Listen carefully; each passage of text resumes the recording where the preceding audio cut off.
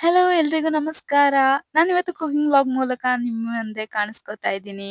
ಎಲ್ರೂ ಹೇಗಿದ್ದೀರಾ? Fine, I hope ಚೆನ್ನಾಗಿದ್ದೀರಾ ಅನ್ಕೊಂತ ಇದ್ದೀನಿ. ಇವತ್ತು ನಾನು ಹೆಸರುಕಾಳು ಬಸ್ಸಾರು ಮಾಡ್ತಾ ಇದ್ದೀನಿ.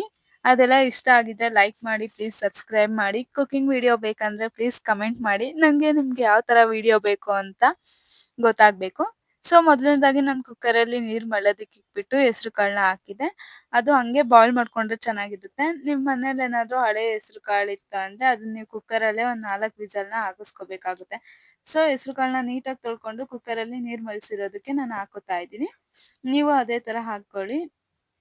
ನೆಕ್ಸ್ಟ್ ಯಾವ ತರ ವಿಡಿಯೋಸ್ ಬೇಕು ಅದನ್ನು ಕೂಡ ನಂಗೆ ಪ್ಲೀಸ್ ಕಮೆಂಟ್ ಮಾಡಿ ತಿಳಿಸಿ. ಒಂಥರ ಕುಕಿಂಗ್ ಏನೋ ಒಂಥರ ಕ್ರೇಜ್ ಇರುತ್ತೆ. ಆದ್ರಿಂದ ನಮ್ಮ ಮೈಂಡ್ ಎಷ್ಟೇ ಅಪ್ಸೆಟ್ ಆಗಿದ್ರೂನು ಮತ್ತೆ ರಿಕವರ್ ಆಗ್ತೀವಿ. ಎಂಥದೇ ಪ್ರಾಬ್ಲಮ್ ಇದ್ರು ಕುಕಿಂಗ್ ಮಾಡುವಾಗ ಏನು ನೆನಪಿರಲ್ಲ. ಬಿಕಾಸ್ ಅಷ್ಟು ಒಂದು ಹೊಸ ಮೋಟಿವೇಶನ್ ಕೊಡುತ್ತೆ ಕುಕಿಂಗ್. ನನಗಂತೂ ಕುಕಿಂಗ್ ಮಾಡೋದಂದ್ರೆ ತುಂಬಾನೇ ಇಷ್ಟ.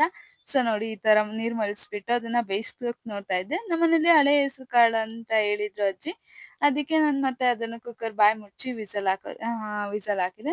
ಸೊ ಹೆಸರು ಕಾಳನ್ನ ಬೇಯಿಸ್ಕೊಂಡ್ರ ಜೊತೆಗೆ ಅದು ಕೂಗಿದ ಕೂಡ್ಲೆ ಒಂದ್ ಪಾತ್ರೆಯಲ್ಲಿ ಅದು ಕಟ್ನ ಬಸ್ಕೊತಾ ಇದೀನಿ. ಕಾಳು ಒಂದ್ ಕಡೆ ಸೆಪರೇಟ್ ಮಾಡ್ಕೊತಾ ಇದೀನಿ. ನೀರ್ ಒಂದ್ ಕಡೆ ಸೆಪರೇಟ್ ಮಾಡ್ಕೊತಾ ಇದೀನಿ. ಯಾಕಂದ್ರೆ ನಾನು ಹೆಸರುಕಾಳು ಬಸ್ಸಾರ್ ಮಾಡ್ತಾ ಇದೀನಿ ಇವತ್ತು. ನಮ್ಮ ಅಜ್ಜಿ ಇಷ್ಟಪಟ್ಟು ಕೇಳಿದ್ರು. ಸೊ ನಾನು ಅದಕ್ಕೆ ಹೆಸರುಕಾಳು ಬಸ್ಸಾರ್ ಮಾಡ್ತಾ ಇದೀನಿ. ನಿಮ್ಗೂ ಇಷ್ಟ ಆದ್ರೆ ಹೇಳಿ. ಈ ತರ ನೆಕ್ಸ್ಟ್ ಹೊಸ ಹೊಸ ರೆಸಿಪಿಗಳನ್ನ ನಾನು ಹೇಳ್ಕೊಡ್ತೀನಿ. ಸೊ ಅದನ್ನ ನೀಟಾಗಿ ನೀರ್ ಬಸ್ಕೋಬೇಕು. ಯಾಕಂದ್ರೆ ಆ ಕಟ್ಟಿಂದಲೇ ನಾವು ಸಾಂಬಾರ್ ಮಾಡೋದಿವತ್ತು. ಸೊ ಫುಲ್ಲು ಅದು ಸ್ವಲ್ಪನೂ ಕಾಳಲ್ಲಿ ಸ್ವಲ್ಪನೂ ನೀರಿರ್ಬಾರ್ದು. ಅದಕ್ಕೆ ಈ ತರ ಬಸ್ಸಾಕೋದಿರುತ್ತಲ್ಲ ಅದ್ರಲ್ಲೇ ಇದ್ ಮಾಡ್ಕೋಬೇಕು. ಸೊ ನೆಕ್ಸ್ಟ್ ಒಂದ್ ಬಾಣ್ಲಿ ಇಟ್ಬಿಟ್ಟು ಅದಕ್ಕೆ ಸಾಂಬಾರಿಗೆ ಒಗ್ಗರಣೆಗೆ ರೆಡಿ ಮಾಡ್ಕೊತಾ ಇದೀನಿ. ಒಂದ್ ಬಾಣ್ಲಿಲಿ ಸ್ವಲ್ಪ ಎಣ್ಣೆ ಹಾಕ್ಬಿಟ್ಟು ನಿಮ್ಗೆ ಒಗ್ಗರಣೆಗೆ ಎಷ್ಟು ಬೇಕು ಅಷ್ಟು ಎಣ್ಣೆ ಹಾಕೊಳ್ರಿ. ಎಣ್ಣೆ ಜಾಸ್ತಿ ಹಾಕಿದಷ್ಟು ಕೂಡ ಟೇಸ್ಟ್ ಚೆನ್ನಾಗ್ ಬರುತ್ತೆ. ಯಾಕಂದ್ರೆ ನಾವು ಅದನ್ನ ರುಬ್ಕೋತೀವಿ. ಅದನ್ನ ರುಬ್ಕೊಂಡ್ಬಿಟ್ಟು ಸಾಂಬಾರ್ಗೆ ಹಾಕೋದ್ರಿಂದ ಸ್ವಲ್ಪ ಟೇಸ್ಟ್ ಚೆನ್ನಾಗ್ ಬರುತ್ತೆ. ನೀವು ಎಷ್ಟು ಎಣ್ಣೆ ಹಾಕ್ತೀರಾ ಅಷ್ಟು ಚೆನ್ನಾಗ್ ಬರುತ್ತೆ. ಹಾಗಂತ ಎಣ್ಣೆ ಕೂಡ ಜಾಸ್ತಿ ಹಾಕಿ ತಿನ್ಬಾರ್ದು. ಸೊ ಸ್ವಲ್ಪ ಲಿಮಿಟ್ ಅಲ್ಲಿ ಹಾಕಿ. ಎಷ್ಟು ಬೇಕು ಮಾಗೋದಿಕ್ಕೆ ಅಂತ ಗೊತ್ತಿರುತ್ತಲ್ಲ. ಅದಕ್ಕಿಂತ ಸ್ವಲ್ಪ ಜಾಸ್ತಿ ಪ್ರಮಾಣದಲ್ಲಿ ಎಣ್ಣೆನ ಹಾಕೊಳ್ಳಿ. ನೆಕ್ಸ್ಟ್ ಒಂದು ಪ್ಲೇಟ್ ಅಲ್ಲಿ ನಾನು ಟೊಮೆಟೊ, ಈರುಳ್ಳಿ, ಕೊತ್ತಂಬರಿ, ಹಾಗೆ ಮೆಣಸು, ಜೀರಿಗೆ ಎಲ್ಲ ಹಾಕ್ಬಿಟ್ಟು ಇಟ್ಕೊಂಡಿದ್ದೆ. ಸೊ ಮೊದಲನೇದಾಗಿ ಸ್ವಲ್ಪ ಜೀರಿಗೆನ ಹಾಕೋತಾ ಇದ್ದೀನಿ. ಇಲ್ಲಿ ಸಾಸಿವೆನ ನಾವು ಆಡ್ ಮಾಡಲ್ಲ. ಬಿಕಾಸ್ ನಾವ್ ಇದು ಗ್ರೈಂಡ್ ಮಾಡ್ಕೊಳ್ಳೋಕೋಸ್ಕರ. ನೆಕ್ಸ್ಟ್ ಸ್ವಲ್ಪ ಕರಿಬೇವನ್ನ ಹಾಕ್ತಾ ಇದೀನಿ. ಸ್ವಲ್ಪ ಕರಿಬೇವನ್ನ ಸೇರಿಸ್ಬಿಟ್ಟು ಅದು ಸಿಡ್ದಿದ್ ಕೂಡ್ಲೆ ಅದಕ್ಕೆ ಸ್ವಲ್ಪ ಮೆಣಸು ಹಾಕ್ತಾ ಇದೀನಿ. ಕಾಳು ಮೆಣಸು ಮನೇಲಿರುತ್ತಲ್ಲ ಅದು.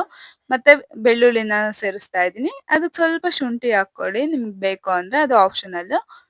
ಸೊ ಅದಷ್ಟು ಫ್ರೈ ಆದ್ಮೇಲೆ ಈರುಳ್ಳಿನ ಹಾಕೊಳ್ಳಿ. ಮೆಣಸಿನ್ಕಾಯಿ ಬೇಕು ಅಂದ್ರೆ ನೀವು ಈಗ್ಲೇನೆ ಹಾಕೋಬಹುದು. ಹಂಗೆ ಬೇಕಾದ್ರೂ ಹಾಕೋಬಹುದು. ನಾನು ಮೆಣಸಿನ್ಕಾಯಿ ಈಗ್ಲೇನೆ ಹಾಕೊಂಡಿದ್ದೀನಿ. ಸೊ ಅದನ್ನ ನೀಟಾಗಿ ಫ್ರೈ ಮಾಡ್ಬೇಕು. ಅದು ಫ್ರೈ ಆಗಿದ್ ಕೂಡ್ಲೆ ಟೊಮೆಟೊನ ಆಡ್ ಮಾಡ್ಕೋಬೇಕು. ಸೊ ಫ್ರೈ ಆಗೋವರೆಗೂ ವೆಯ್ಟ್ ಮಾಡಿ. ಈಗ್ಲೇ ಟೊಮೆಟೊನ ಹಾಕೋಕ್ ಹೋಗ್ಬೇಡಿ. ಯಾಕಂದ್ರೆ ಸಾಂಬಾರ್ ಕೆಟ್ಟೋಗುತ್ತೆ. ಸೊ ಈ ತರ ಫ್ರೈ ಮಾಡ್ತಾ ಇರ್ಬೇಕು. ಸೊ ನೀಟಾಗಿ ಈ ತರ ಫ್ರೈ ಮಾಡ್ಕೊಳ್ಳಿ. ಕಾಣಿಸ್ತಿದೆ ಅಲ್ವಾ? ನಾನು ಸ್ಟಿಕ್ ಇಟ್ಬಿಟ್ಟು ವಿಡಿಯೋ ಮಾಡ್ತಾ ಇದ್ದೆ. ನೀಟಾಗಿ ಕ್ಯಾಪ್ಚರ್ ಆಗಲ್ಲ ಅಂತ ಮತ್ತೆ ಕ್ಯಾಮ್ರಾನ ಮುಂದೆ ತಂದು ತೋರಿಸ್ತಾ ಇದ್ದೀನಿ. ನೋಡಿ ಅದು ಫ್ರೈ ಆಗಿದ್ ಕೂಡಲೇ ಟೊಮೆಟೊನ ಸೇರಿಸ್ಬೇಕು. ಟೊಮೆಟೊನು ಕೂಡ ಅಷ್ಟೇ ನೀಟಾಗಿ ಫ್ರೈ ಆಗ್ಬೇಕು. ನಾನು ಹುಣಸೆ ಹುಳಿ ಹಾಕ್ಬಾರ್ದು ಅಂತ ಹೇಳ್ಬಿಟ್ಟು ಇಲ್ಲಿ 4-5 ಟೊಮೆಟೊನ ಕಟ್ ಮಾಡಿ ಇಟ್ಕೊಂಡಿದ್ದೀನಿ. ಸೊ ಅದಷ್ಟು ನೀಟಾಗಿ ಮಗಸ್ಕೋಬೇಕು. ನೀಟಾಗಿ ಎಲ್ಲಾನು ಹಾಕೊಂಡು ಮಾಗ್ಸೋದಕ್ಕೆ ಸ್ಟಾರ್ಟ್ ಮಾಡಿ. ನೀಟಾಗಿ ಈ ತರ ಫ್ರೈ ಮಾಡಿ ಎಲ್ಲೂ ಇದಾಗಬಾರ್ದು. ಸೊ ನೆಕ್ಸ್ಟ್ ಫ್ರೈ ಆಗಿದ್ ಕೂಡಲೇ ಅದನ್ನ ಆರೋದಕ್ಕೆ ಬಿಡ್ಬೇಕು ಆಯ್ತಾ. ಅದು ಆರ್ದಲ್ಲೇ ನಾವು ಗ್ರೈಂಡ್ ಮಾಡ್ಕೊಳ್ಳೋದಿಕ್ಕಾಗಲ್ಲ. ಸೊ ನೀಟಾಗಿ ಫ್ರೈ ಮಾಡ್ಕೊಳ್ಳಿ. ಅದು ಸುಮ್ನೆ ಹಿಂಗೆ ಸೌಟನ್ನ ಗುರಾಡಿಸ್ತಾ ಇರಿ. ಅದು ಅದ್ರ ಪಾಡಿಗೆ ಅದು ಫ್ರೈ ಆಗುತ್ತೆ. ನೀವ್ ಹಂಗೆ ಬಿಟ್ರೆ ಅದು ಒತ್ತುತ್ತೆ. ಸೊ ನಾವ್ ಹಿಂಗ್ ಫ್ರೈ ಮಾಡ್ತಾನೆ ಇರ್ಬೇಕು ಅದಕ್ಕೇನೆ.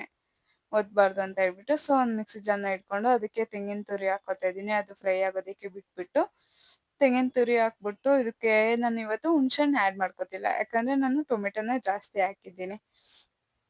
ಸೊ ಸ್ವಲ್ಪ ಸಾಂಬಾರ್ ಪುಡಿನ ಸೇರಿಸಿ, ಖಾರದ ಪುಡಿ ಆಪ್ಷನಲ್. ನಿಮ್ಗೆ ಬೇಕು ಅಂದ್ರೆ ಹಾಕೋಬಹುದು. ನಾನು ಗರಂ ಮಸಾಲ ಹಾಕ್ತಾ ಇದೀನಿ. ಮತ್ತೆ ಗ್ಯಾಸ್ ಮೇಲೆ ಇರೋದನ್ನ ಹಂಗೆ ಮರ್ತ್ಬಿಟ್ಟು ಬಿಡ್ಬೇಡಿ.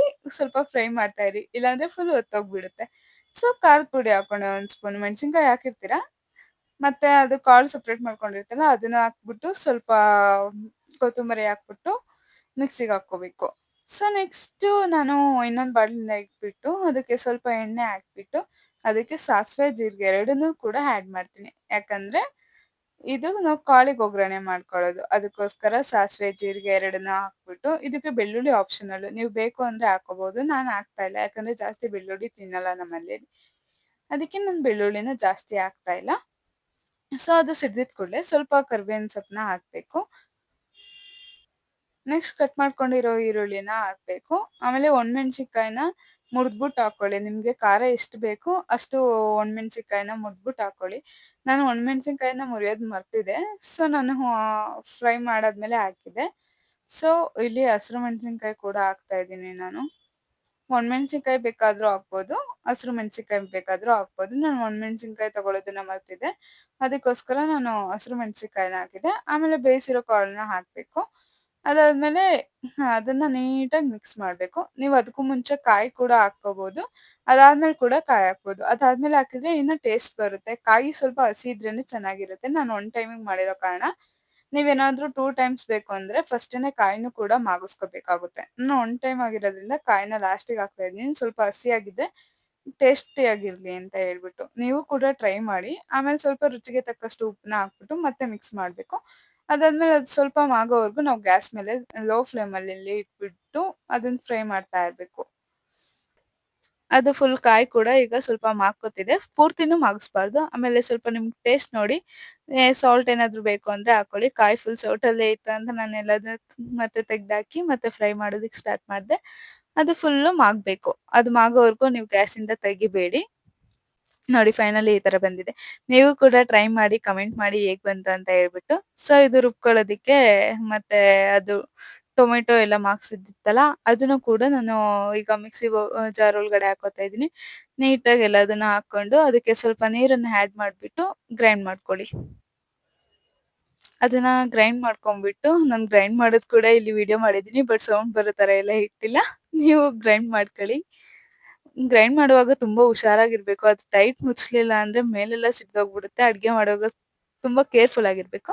ಸೊ ನೆಕ್ಸ್ಟ್ ಒಂದ್ ತಪ್ಲೆ ಇಟ್ಬಿಟ್ಟು ಅದಕ್ಕೆ ಸ್ವಲ್ಪ ಆಯಿಲ್ ಹಾಕ್ಬಿಟ್ಟು ಸಾಸಿವೆ, ಜೀರಿಗೆ ಎಲ್ಲ ಹಾಕೋಬೇಕು.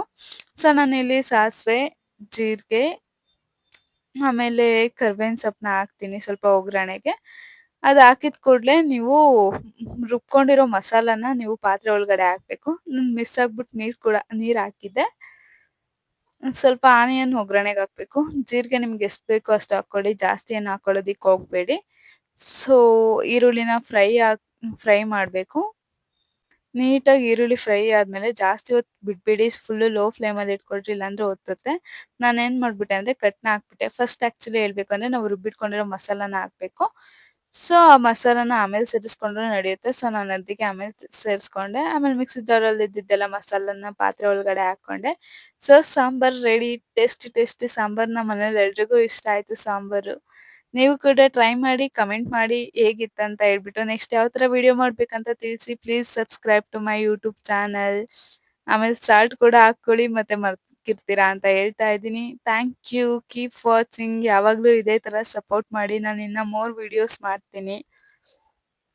ನೆಕ್ಸ್ಟ್ ಕುಕಿಂಗ್ ರೆಸಿಪಿ ಏನ್ ಬೇಕು ಅಂತ ಹೇಳಿ. Thank you. Keep watching.